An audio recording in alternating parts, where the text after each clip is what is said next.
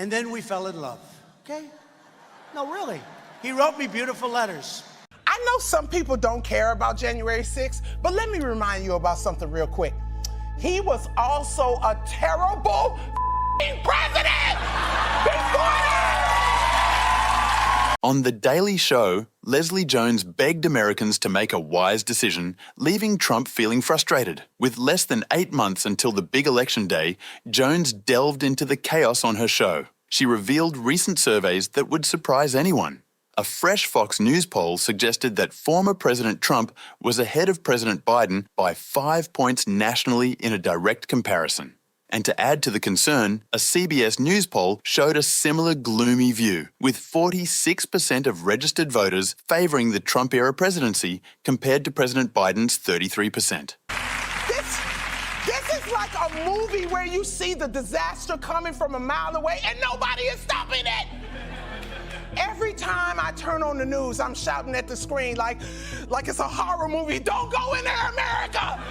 Leatherface is in there, America!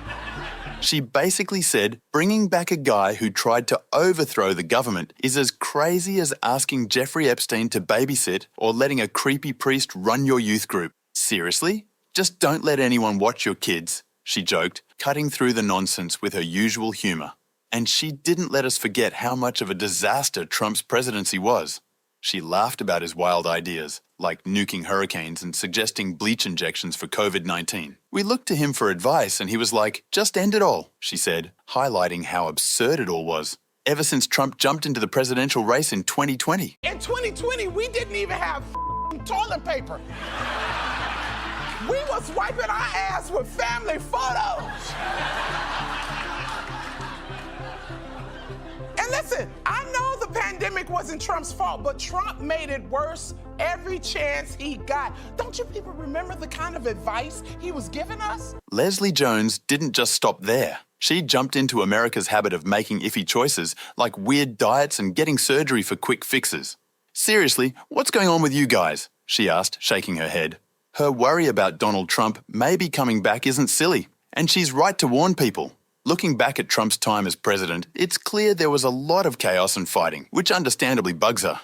Not many presidents have caused as much argument as Trump did. His time in office was marked by conflict and confusion, leaving a lasting impact on the nation. Some folks liked his unusual way of doing things, but others struggled with what he did. When we take a closer look at Trump's time as president, for starters, trust in important stuff took a hit. He was always bashing the media, calling legit news fake and ignoring what intelligence agencies said. This made people start doubting everything. I'm not going to give you a question. Can you state categorically? You are fake news. Sir, do you mind? I would like for you to answer the question. Okay, it's very simple to answer. That's why I asked it. It's very simple to, you're a nasty person, I'll tell you. It didn't just cause more fights, but also weakened the core of democracy. You know, things like having a free press and strong institutions to keep everyone in check. And let's not forget his stance on the environment, which worried a lot of people. So Obama's talking about all of this with the global warming and that, and a lot of it's a hoax. It's a hoax. I mean, it's a money-making industry, okay? It's a hoax. The president has tweeted climate change skepticism at least 115 times, including a claim that the concept of global warming was created by and for the Chinese. Many people got upset about how he tried to reduce rules that protect the environment and said climate change isn't real. When he decided the United States shouldn't be part of deals like the Paris Agreement, it made other countries mad and made it harder for everyone to work together on environmental problems. His rules about who could come into the country also made a lot of people angry. When he said there should be no exceptions for people crossing the border, it meant families got separated, which made a ton of people really mad. Seeing kids in jail-like places and hearing about how bad things were made a bunch of people question if it was right and made the United States look bad. Plus, the way he talked about things made people fight more instead of getting along. His way of talking and trying to please his supporters made a lot of people mad and made them fight each other. Hate crimes went up when he was president, showing how bad it got.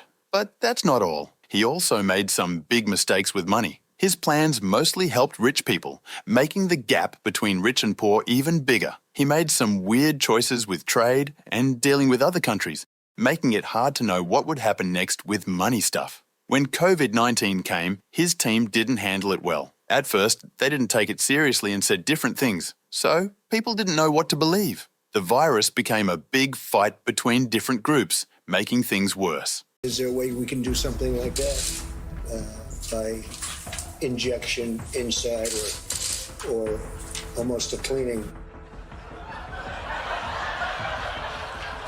He told us to inject ourselves with disinfectant!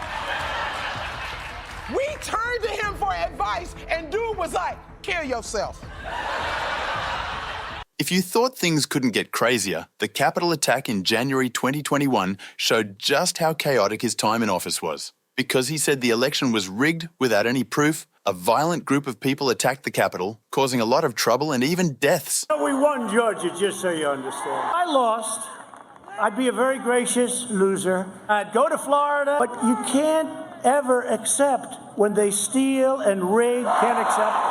I don't want to wait till 2024. I want to go back 3 weeks. This was something we've never seen before and made it clear how dangerous it can be when leaders say things that aren't true. His time as president was full of scandals and things that made people question if he was doing the right thing. People accused him of working with other countries and doing things that helped him personally while he was in charge. Everyone kept watching him closely, which made people trust the government less and less. Plus, he made a lot of countries mad with how he dealt with them. He did things on his own without talking to other countries first, making it hard for everyone to know what was going to happen next. This made the United States seem less powerful and respected around the world. Now, even after leaving office, he's still in legal trouble. He wants the judge in his upcoming trial to step down because the judge's daughter works for a company that helps Democratic politicians. His lawyers say this could make the judge treat him unfairly. Last year, Trump asked the same judge to step down, but the judge said no, after ethical panels said there wasn't a good reason for him to leave. The people who are accusing Trump in this case don't think the judge should listen to Trump's new request because they say there's nothing new that would change the judge's mind. In this New York case, Trump is accused of lying about business records connected to his lawyer paying money to keep a story quiet. He continues to deny any encounter with Stephanie Clifford, also known as Stormy Daniels. Recently, Judge Merchan extended a gag order restricting Trump's speech regarding trial participants, including family members, following Trump's derogatory remarks about the judge's daughter online. Trump's legal team contends that this order violates his First Amendment right to free speech. Trump maintains his plea of not guilty across all criminal cases and seeks to postpone trials until after the anticipated November rematch with Democratic President Joe Biden. Facing a potential criminal trial, he would set a historical precedent as the first US president to do so. By posting a $175 million bond, Trump has seemingly alleviated a recent financial crisis, raising speculation among experts about the potential for corporate bankruptcy filings. He has successfully delayed 2 significant civil cases without relinquishing assets or divesting property. Furthermore, he didn't have to sell off his shares in his social media company, Trump Media and Technology Group Corp., which was still worth about $4 billion as of Tuesday, despite a recent drop in its stock price. Despite facing legal troubles, Donald Trump is getting ready to start campaigning again. His first stops are in Michigan and Wisconsin, 2 states that are really important for both parties during elections. In Michigan, he's focusing on topics like immigration and crime, which are big deals right now. Then he's going to Green Bay, Wisconsin, which is the first time he's had a rally there since he said he'd run for president. While Biden is also active in these states, Trump has been using social media a lot, which has caused some arguments because of what he's been saying about the 2020 election results in Michigan and Wisconsin. Inside the Republican Party, there's been a lot of disagreement about trying to dispute the election results. This makes Trump's comeback even trickier. His campaign hasn't been quick to spend money on these states, unlike the Democrats, who've been actively reaching out to voters after winning in the past. Trump's talking points in Michigan and Wisconsin are similar to what he talked about during his 2016 campaign, especially focusing on immigration and crime. Even though Michigan isn't right next to the border, these topics still matter a lot to people there. For Democrats, it's all about pushing back against what Trump says, especially pointing out how he doesn't seem to care about working together with both sides on border security and how he talks in a way that makes people fight each other. With the 2024 election getting closer, both parties are really focused on winning in the battleground states. They're both making plans to try to win those states because they're super important. What do you think the impact of Trump's legal battles and him starting to campaign again will be? Let us know in the comments. And don't forget to subscribe for more updates about politics. Catch you in the next video.